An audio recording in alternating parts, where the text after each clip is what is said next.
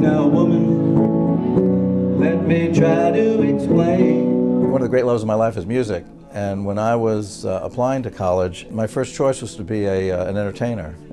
I wanted to be one of these rock and roll musicians. So, woman, I got into Harvard, and I was thinking to myself, well, my parents are willing to send me to Harvard. I don't think they're sending me to Harvard to be a starving musician. So I said, well, maybe I better do something that's, has a little bit more security. Cardiology was interesting because there's a lot of hands-on. There's procedures to do. There's echocardiograms to read. There's EKGs to read. And there's always seemed to be something you could do about something. I mean, a lot of problems that heart patients have are treatable and even preventable. When you're in an exam room and you close that door, it's just you and the patient, and you use all your faculties. Your ability to communicate with somebody, your fund of clinical knowledge, your interpretation of tests.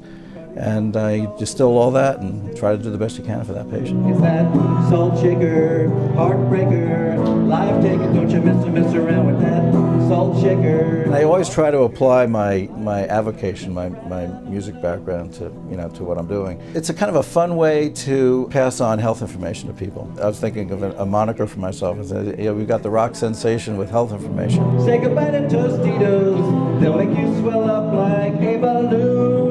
If it's a different format, just a way for people to remember something that's good for their health.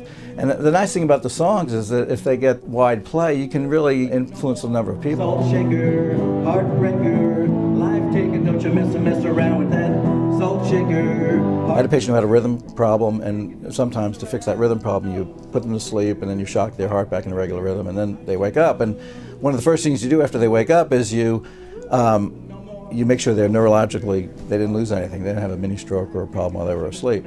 So you usually say, well, stick out your tongue or squeeze my fingers or wiggle your toes. Well, I had this one patient who sang in a barbershop quartet. So when he woke up after this cardioversion, in order to test whether he was all there, I said, well, so let's sing Lida Rose together. And we sang a duet. It was so much fun. And the nurse in the CCU, or the cardiac cath holding, they'll never forget that. But he remembered the words, he could carry the tune, our harmony was right on. So I said, yeah, he's okay.